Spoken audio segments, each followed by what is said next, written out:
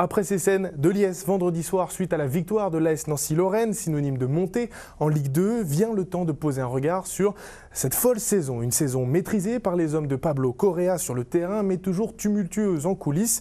Quel avenir et surtout, cette montée acquise sportivement sera-t-elle suivie financièrement par les présidents? L'heure du bilan et des perspectives avec Stéphane Matuchet et Laurent Dulac. 3 années que le club, la ville et ses supporters espéraient remonter en Ligue 2. Passé tout proche du dépôt de bilan à l'été 2023, l'AS Nancy-Lorraine revient de loin. Les chants jusqu'au bout de la nuit de ses supporters en sont bien la preuve.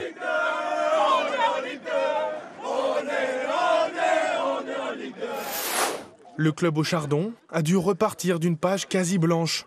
11 départs à l'intersaison, mais avec l'obligation de bâtir un groupe pour la montée. Une ambition clairement affichée dès le début du championnat. On avait fait un gros travail à l'intersection passée en analysant bien le groupe qu'on avait avant. Et il a fallu s'en séparer de beaucoup de joueurs. Il a fallu reconstruire. Et pour reconstruire, on a convaincu les joueurs en disant que ces clubs-là, ils devaient y aller vers les tâches supérieures. Et les Nancéens réalisent des performances à la hauteur de leurs ambitions. Ils prendront la tête du championnat dès la 15e journée, sans ne plus jamais quitter leur place de leader.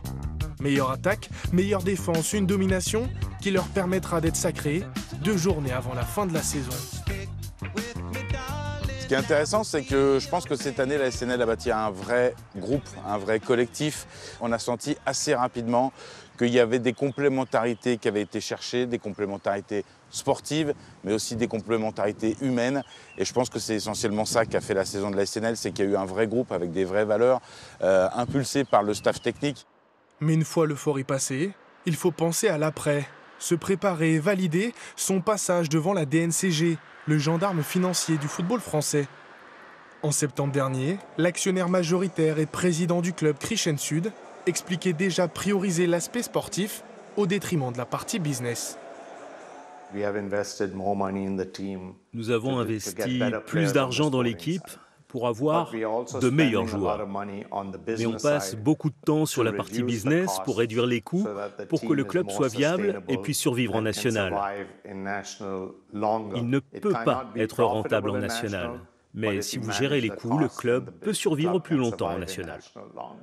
Pour cela, le président n'a pas hésité à licencier. Le dernier à en faire les frais, Nabil El Yagoubi, directeur général adjoint et rouage important du club, un large dégraissage interne qui inquiète les supporters. Les inquiétudes, elles sont là, elles sont prégnantes. Il y a tout le cadre institutionnel de l'AS Nancy-Lorraine aujourd'hui qui est complètement défaillant, à l'abandon et qui n'augure rien de bon sur un petit peu les projections à court, moyen ou voire même long terme de l'organisation du club par l'actionnariat actuel. Après l'ivresse, viennent les doutes et les questions. Maintenant que la montée a été obtenue sur le terrain, l'AS Nancy-Lorraine doit désormais confirmer que cette accession sera possible financièrement pour espérer retrouver la Ligue 2, tant promise depuis des années.